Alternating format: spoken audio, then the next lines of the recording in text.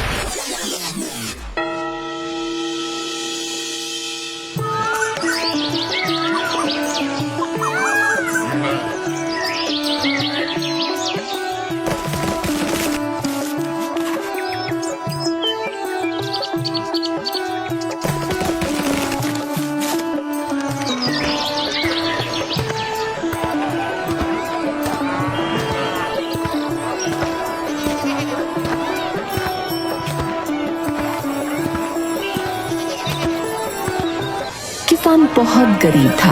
सब्जियां बेचना ही उसका एकमात्र आय का साधन था और वो इतना ही कर पाता कि बस अपने परिवार को खिला सके।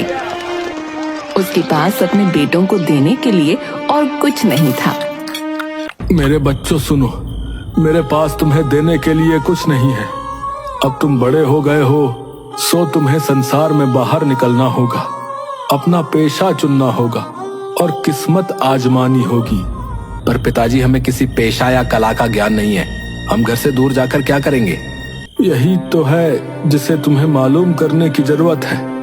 तुम्हें जाना होगा इस बात को समझने के लिए कि तुम किस काम को करने के योग्य हो। किंतु पिताजी, हम कभी भी अपने बल पर बाहर नहीं गए। मेरे बच्चे, कुछ भी खराब नहीं होगा। मैं नहीं चाहता कि तुम एक किसान की जिंदगी गुजारो। देखो, इस काम से तुम ज्यादा नहीं कमा पाओगे। जाओ और एक फायदेमंद व्यवसाय की तलाश करो। ठीक है पिताजी, यदि आप यही चाहते हैं तो हम अवश्य ही जाएंगे। हाँ पिताजी, हम जाएंगे।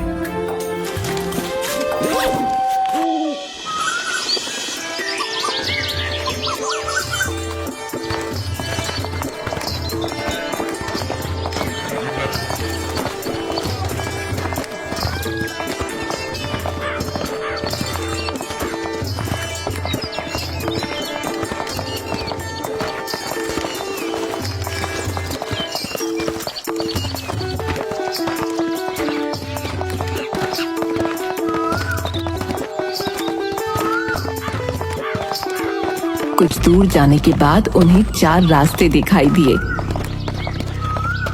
मेरे ख्याल से हम में से हर एक को इनमें से एक रास्ता चुनना चाहिए और एक बार फिर हम 4 साल के बाद यहाँ आकर मिलेंगे। चारों भाई 4 अलग-अलग रास्तों पर निकल पड़े।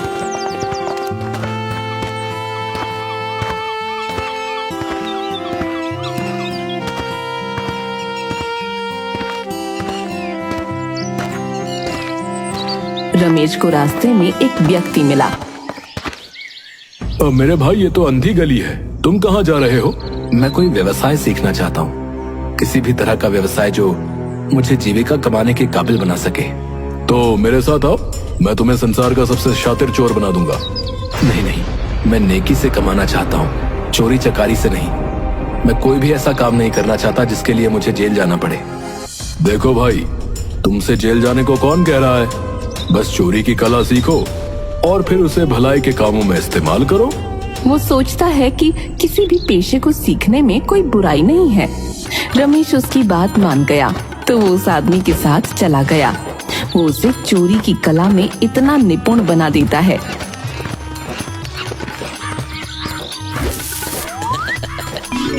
रमेश कुछ भी चाहता हो वो उसे आसानी से चुरा सकता था, बिना किसी के जाने।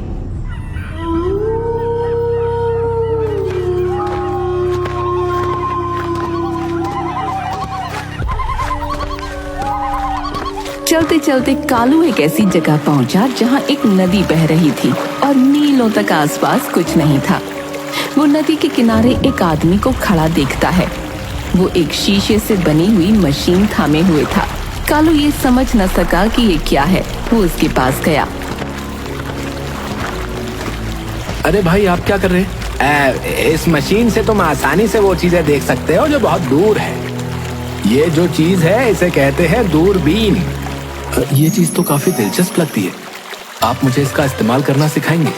यदि तुम सीखना चाहोगे तो मैं अवश्य ही तुम्हें सिखाऊंगा। उस पल आदमी के साथ रहने लगता है। वो आदमी उसे दूरबीन इस्तेमाल करने की कला सिखाने लगता है।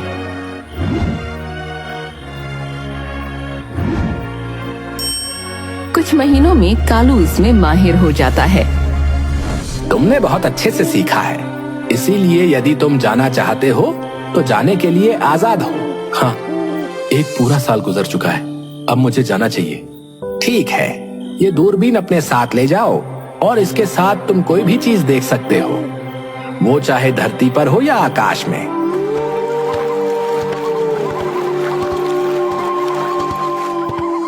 इस बीच तीसरा भाई भीमा एक शिकारी से मिलता है।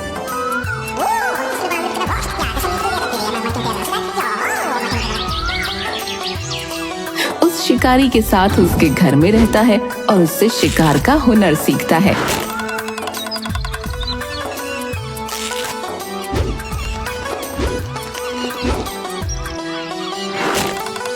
तुम यहाँ इस मैदान में मेरे साथ अभ्यास कर रहे हो। आज हमें जंगल में अभ्यास करना चाहिए। चलो देखते हैं कि तुम चलते हुए लक्ष्य पर निशाना लगा सकते हो या नहीं। ठीक है।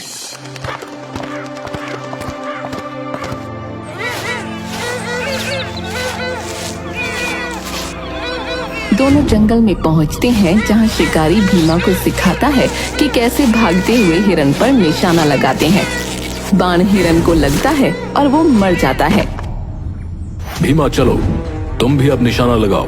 भीमा बाण उठाता है और एक उड़ती चिड़िया पर निशाना साधता है, पर बाण चूक जाता है।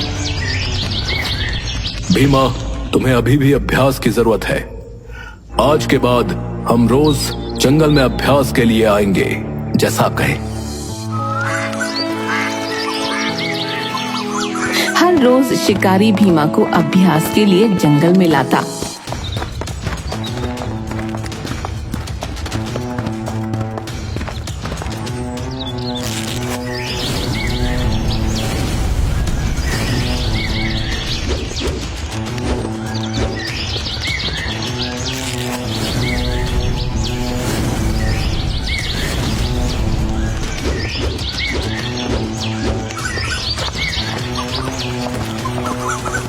अंत में भीमा अपने आप निशाना लगा सकता था और उसका निशाना चूकता नहीं था। वो शिकार करने की कला में अब माहिर हो चुका था। शाबाश भीमा, अब तुम्हारा निशाना पक्का हो गया है और तुमने इस कला का हर पहलू सीख लिया है। धन्यवाद भाई, आपने मेरी इतनी मदद की है। केवल आप ही के कारण मैं इसे सीखने में कामयाब हो सका। अब मैं घर जाना चाहता हूँ ताकि वहां जाकर मैं अपने पिता की मदद कर सकूं। यकीनन तुम जा सकते हो और अपने साथ ये धनुष और बाण ले जाओ, ये काम आएंगे।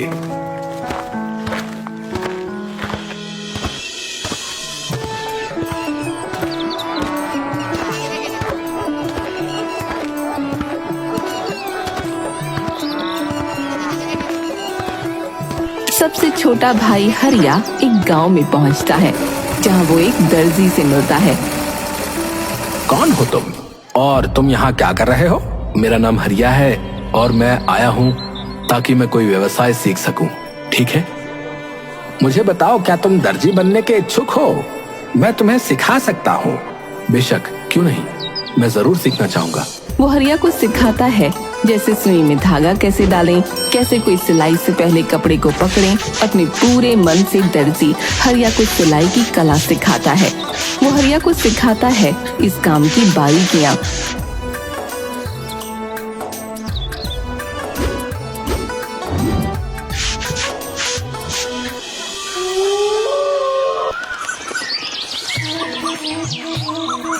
जैसे जैसे समय गुजरता गया, हरिया दर्जी का काम बखूबी सीखता गया। दर्जी हरिया की मेहनत और वफादारी से बहुत खुश था। जब हरिया जाने लगा तो दर्जी ने उसे सुई और धागा दिया। मैं तुम्हारे काम से बहुत खुश हूँ। ये लो सुई और धागा, तुम इसे ऊन की तरह नरम रखो और लोहे की तरह मजबूत, फिर तुम कुछ भी कर सकते हो। और जब तुम कपड़ा सियोगे तो उसमें लगे जोड़ को कोई भी नहीं देख सकेगा।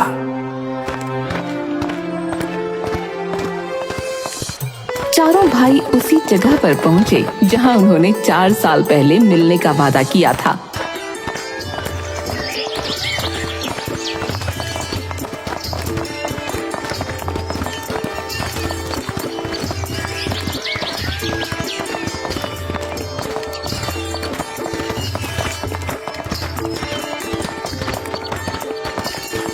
वहां से वो मिलकर वापस घर गए।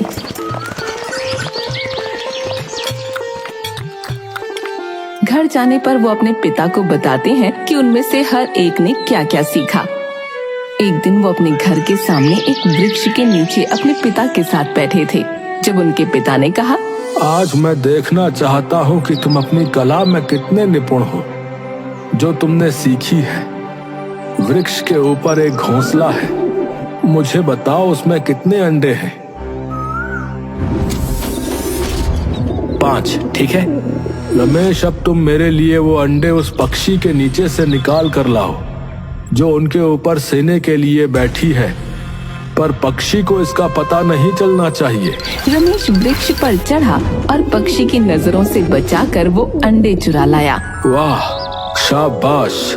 किसान ने मेज के चारों कोनों पर वो अंडे रखे और अपने बेटे भीमा से कहा, चारों अंडों को एक साथ एक ही तीर से 2 भागों में काटो, पर अंडों के अंदर बैठे चूजे को आंच नहीं आनी चाहिए।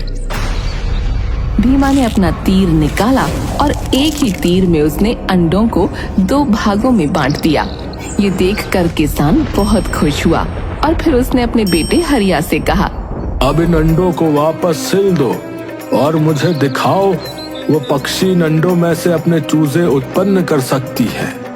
हरिया ने अपनी सुई निकाली और हर एक अंडे को सी दिया और फिर रमेश ने अंडों को वापस घोंसले में रख दिया। पक्षी को पता भी नहीं चला।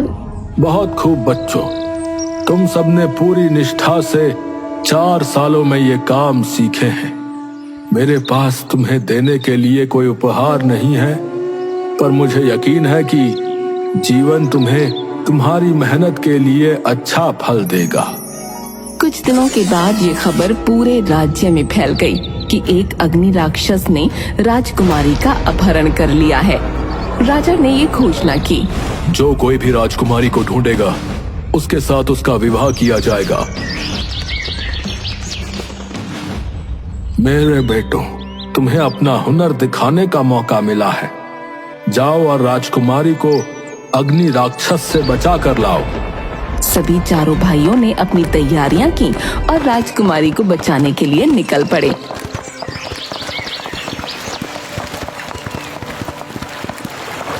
मैं देख सकता हूँ कि राजकुमारी कहाँ है।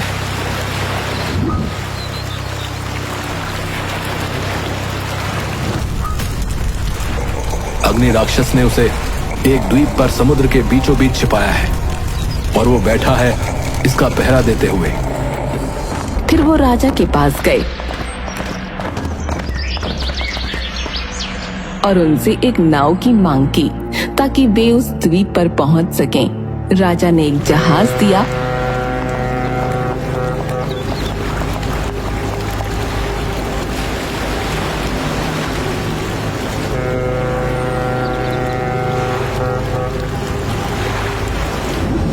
अग्नि राक्षस पास ही सोया है और उसका सिर राजकुमारी की गोद में है। अगर ऐसा है तो मैं निशाना नहीं लगा सकता। कहीं अगर तीर राजकुमारी को लग जाए तो। रुको, मैं राजकुमारी को चुरा लूंगा और उसे यहाँ ले आऊंगा। तुम नाव तैयार रखना। और वे चारों द्वीप पर पहुंचे। रमेश ने राजकुमारी को अग्नि राक्षस से चुरा लिया, पर जब वे सागर की तरफ लौट रहे थे, अग्नि राक्षस जाग गया।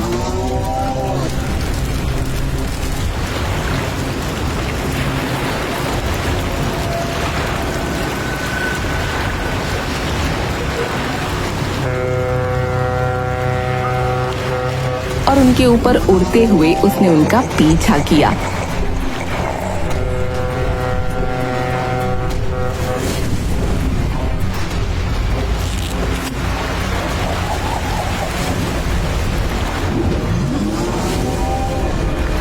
कि भीमा ने अपने तीर से उसे मार डाला, पर जब अग्नि राक्षस पानी में गिरा तो उसके गिरने से जोर से पानी की वजह से नाव फट गया।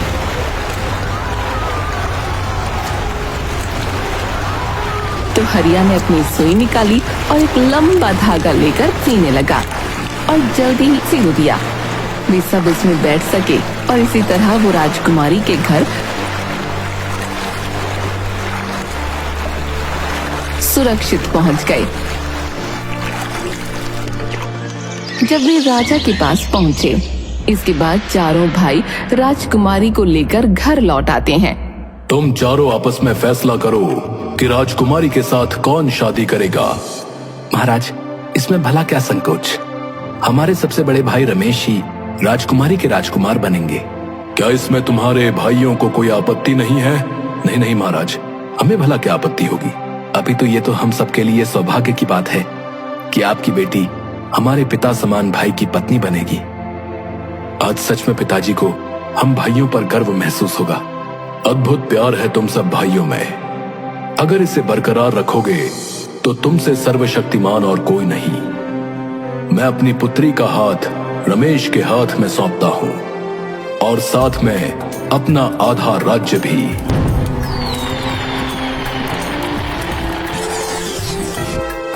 और आधे राज्य में सभी मिलकर खूब अच्छे से राज्य का संचालन करते हैं।